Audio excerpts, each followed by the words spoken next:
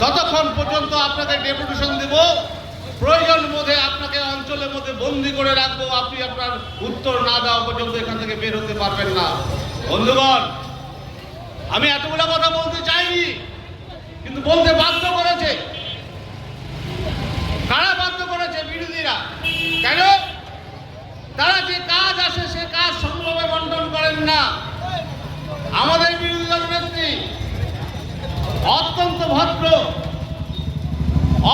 ভদ্র সুস্বভাবের নেত্রী, উনি বারবার আপনাকে রিকোয়েস্ট করেছে, কিন্তু আপনি একজন মহিলা হয়ে আপনি কিন্তু সেই মহিলার যে সম্মান, তার যে কথার মূল্য, সেটা আপনি দেননি।